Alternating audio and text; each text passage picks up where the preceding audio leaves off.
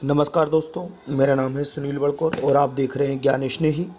आज हम यहाँ पे वार्षिक मूल्यांकन हेतु अभ्यास प्रश्न पत्र कक्षा 8वीं विषय गणित लेकर आए हैं आपके लिए, जिसमें 12 प्रश्न रहेंगे और पूर्णांक 90 अंक का रहेगा नई शिक्षा नीति के तहत, और जो समय रहेगा 3 घंटे का रहेगा।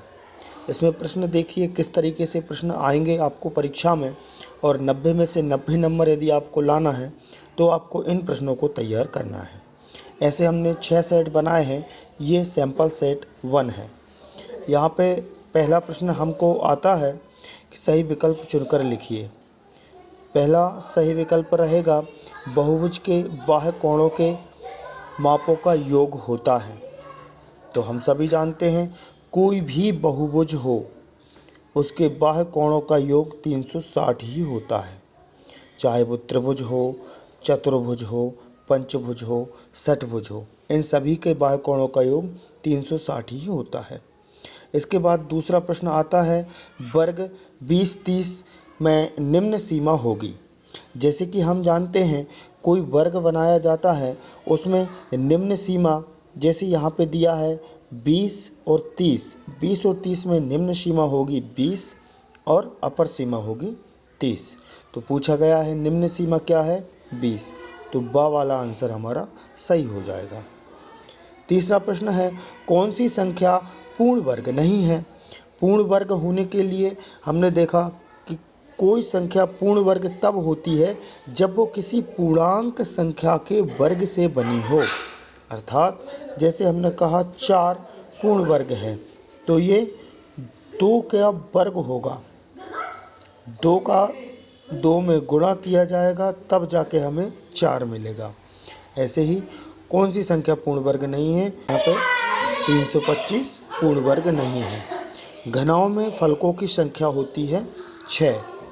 तो घनाओं में फलकों की संख्या 6 होती है। जैसे कि हम देखते हैं घनाभ की आकृति कुछ इस तरीके से रहेगी, इसमें 6 फलक होते हैं, ऊपर 1, नीचे 2, 3, इसके पीछे 4, 5, यहाँ पे 6, टोटल 6 फलक। एक आरेख के बिंदु 2, 5 में बिंदु का y निर्देशांक क्या है। बिंदु का y निर्देशांक देखने के लिए हम यहाँ पे चलते हैं। किसी संख्या का निर्देशांक हम देखते हैं, यहाँ पे x अक्ष होगा, ये y अक्ष होगा, ये x माइनस में होगा, ये y माइनस में होगा। बिंदु का निर्देशांक दिया है 2 और 5। अब इसमें y निर्देशांक जो पहला होगा वो x निर्देशांक होगा, दूसरा होगा वो y निर्देशांक होगा। इसको हम 1, 2, 3, 4, 5, 1, 2, 3, 4, 5, यहाँ पे हम देखेंगे कि जो 2 है वो x का है, 1, 2, यहाँ पे ये 5 तक, तो 1, 2, 3, 4, 5, ये 5 वाला इधर, ये जो बिंदु रहेगा इसका y निर्देशांक 5 है, y निर्देशांक 5 है। आइए दोस्तों, अब हम देखते हैं प्रश्न क्रमांक 2, रिक्त स्थानों की पूर्ति कीजिए, जो कि 4 नंबर का रहेगा। जिसमें पहला प्रश्न है किसी संख्या के अंकित मूल में दी जाने वाली छूट को खाली स्थान कहा जाता है। छूट को कहा जाता है बट्टा। उसके बाद हमारे सामने है दूसरा प्रश्न, दंडालेख विभिन्न श्रेणियों की खाली स्थान करने के लिए उपयुक्त है। तो दंडालेख विभिन्न श्रेणियों की तुलना करने के लिए उपयुक्त है, जिसको हम देख के बता सकते हैं। तीसरा प्रश्न है संख्या 49 के अंक पलटने पर प्राप्त संख्या होगी। अंकों को पलट देंगे तो होगा 94। चौथा और लास्ट प्रश्न है इसका, प्रश्न क्रमांक 2 का, संख्या 98 का बीजांक होगा। 98 का बीजांक निकालने के लिए क्या करेंगे हम, पहले तो हम 98 को ऐसे लिखेंगे 9 + 8 बराबर, ये हो जाएगा 8 दूनी 16 17। 17 को भी फिर हम 1 और 7 को जोड़ देंगे, 1 और 7 को जोड़ेंगे तो हो जाएगा 8। तो 8 जो आया ये कहलाएगा हमारा बीजांक। ये हो गए आपके सवाल। अब देखते हैं प्रश्न क्रमांक 3। निम्नलिखित प्रश्नों को हल कीजिए, जिसमें पहला प्रश्न रहेगा, एक समबाहुभुज की कितनी भुजाएं होंगी यदि एक बाह्य कोण की माप 24 अंश हो। इसको हल करने के लिए यहाँ पे हम देखते हैं, एक समबाहुभुज की कितनी भुजाएं होंगी यदि एक बाह्य कोण की माप 24 अंश हो। चूँकि हम जानते हैं प्रत्येक बाह्यभुज, चाहे वो बहुभुज, चाहे वो अपना त्रिभुज हो, चाहे चतुर्भुज हो, सभी के बाह्य कोण की माप होती है 360 अंश। अब हमें दिया है एक बाह्य कोण 24 अंश है। इसको हम लिखेंगे 360 अंश डिवाइडेड बाय 24 अंश। 12 से डिवाइड करेंगे, 12 दूनी 24, 12 तिया 36, तो 30/2। और अगले स्टेप में जाएंगे तो 2 एकम 2, 2 पंचे 10, जो कि 15। हम कह सकते हैं उस बहुभुज के भुजाओं की संख्या 15 होगी।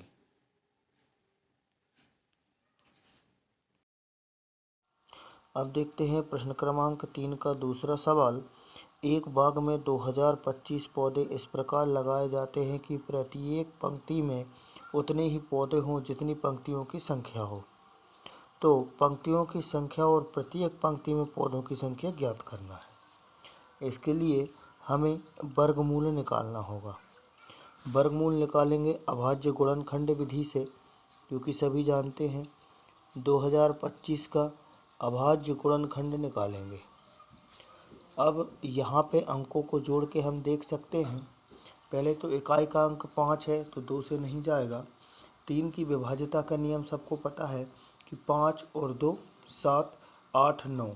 यदि अंकों का योग 9 है और 3 से डिवाइड है, इसका मतलब इसमें भी 3 का भाग जाएगा। अब 3 का भाग देते हैं तो 3 18, शेष 2 बचे तो 22 हो गए। फिर 3 21, शेष 1 बचा 15 हो गए। 3 15। फिर से हम चेक करेंगे कि 3 से जाएगा कि नहीं। इकाई का अंक 5 है तो 5 से तो जाएगा ही। 3 से चेक करने के लिए तो इसको जोड़ेंगे, 5 और 5 10, 11 और 7 18, जो कि 3 से डिवाइड है, इसलिए फिर से 3 से जाएगा। 3 दूनी 6, 3 दूनी 6, 3 15, 7 8 9, अभी भी 3 से जाएगा। 3 21, 3 15, 7 3 10 2 12, अभी भी 3 से जाएगा। 3 दूनी 6, 3 15, 5 6 7, अब 3 से नहीं जाएगा। 25 को डिवाइड करेंगे हम 5 से। इकाई का अंक 5 है, 5 25, 5 एकम 5। इसके अभाज्य गुणनखंड निकल के आते हैं हमें 3 3 का जोड़ा, 3 3 का जोड़ा और 5 5 का जोड़ा। तो इसको लिखेंगे, एक जोड़े से एक 3 लेंगे, दूसरी जोड़े से फिर एक 3 लेंगे, तीसरा वाला जो 5 का जोड़ा उससे 5 लेंगे। 3 त्रिका 9, 9 पाना 45। तो हम कह सकते हैं पंक्तियों की संख्या 45 होगी और पंक्तियों में पौधों की संख्या भी 45 होगी।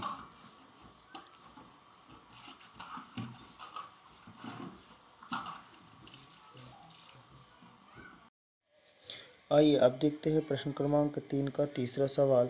आयलर सूत्र का प्रयोग करते हुए अज्ञात संख्या a का मान ज्ञात कीजिए।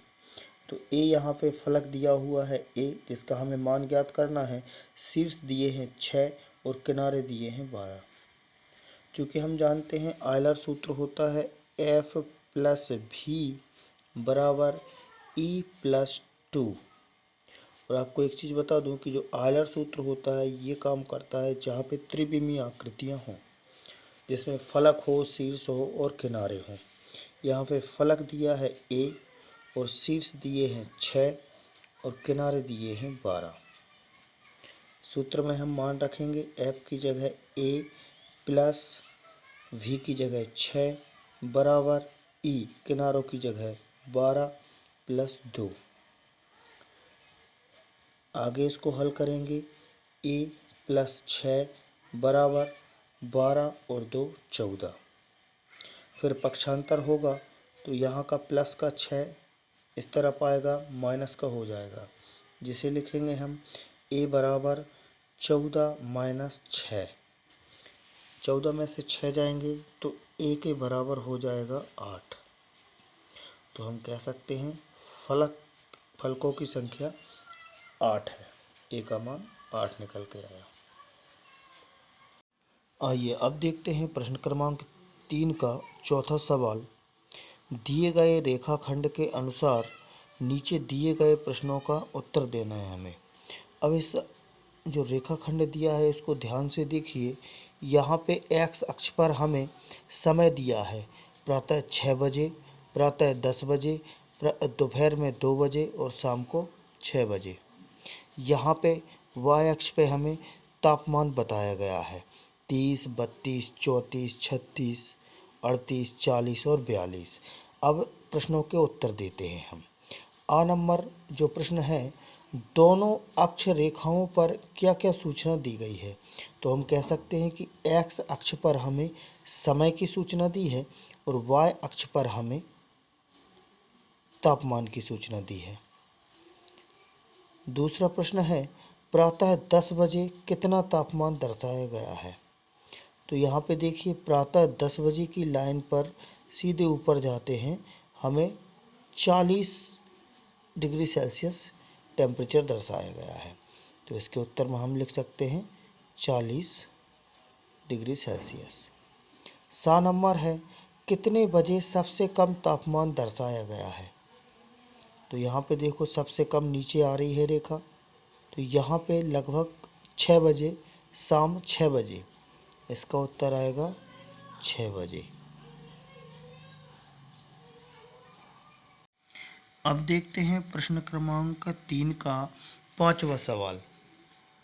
निम्नलिखित योग में ABC अक्षरों के मान ज्ञात कीजिए। तो यहाँ पे ABC जो अक्षर दिए हैं इनके मान हमें ज्ञात करना है।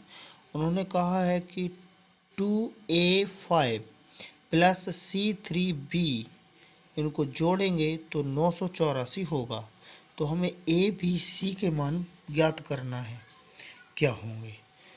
तो उन्होंने दिया है 2A5 प्लस C3B, इसको जोड़ने पर 984। अब आप लोग दिमाग लगाओ कि हम 5 में से क्या जोड़ें कि 4 आ जाए। हम 5 में यदि 9 जोड़ें, इसका कलर चेंज कर लेते हैं हम। 5 में हम 9 जोड़ें तो 4 आ जाएगा। 9 और 5 14, 14 की 4 हासिल की 1, 3 और 1 4 और A का मान रख देंगे 4, 4 और 4 8। अब C का मान निकालने के लिए 2 यहाँ पे दिया है, 2 में क्या जोड़े कि 9 बन जाए। तो हम 7 जोड़ दें, 7 और 2 9। तो हम कह सकते हैं कि A बराबर 4, B बराबर 9 और C बराबर 7। अब देखिए प्रश्न क्रमांक 3 का 6वां और अंतिम सवाल। एकाधिकैन पूर्वैण के प्रयोग से 85 का वर्ग को हल कीजिए। 85 का वर्ग निकालना है हमें एकाधिकैन पूर्वैण विधि से। हम देखते हैं जैसे दिया है 85 का वर्ग। एकाधिकैन पूर्वैण विधि नाम से स्पष्ट हो जाता है कि पूर्वैण पहले वाले अंक का एकाधिकैन। एक अधिक करना है। 8 है, 8 का एक अधिक होगा 9। 9 का गुणा हम 8 में करेंगे, 9 आठे 72। और जो लास्ट का अंक है 5, इकाई का अंक, 5 का वर्ग हो जाता है 25।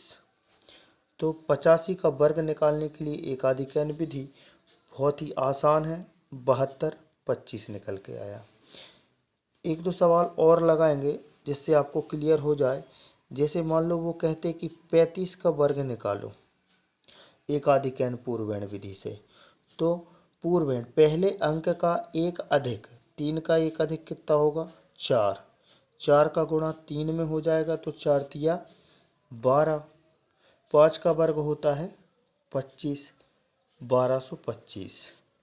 अगर वो आपसे कहते कि 45 का वर्ग निकालना है एकाधिकरण पूर्वण से, तो 45 में पहला अंक है 4।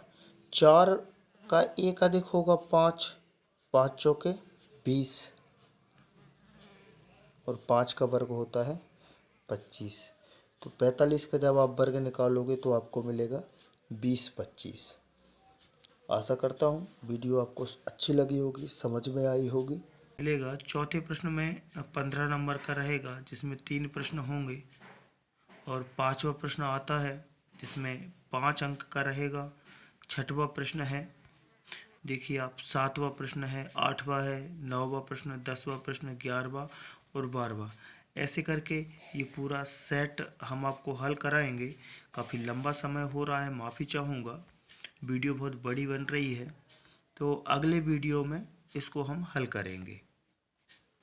यहाँ तक देखने के लिए बहुत बहुत धन्यवाद।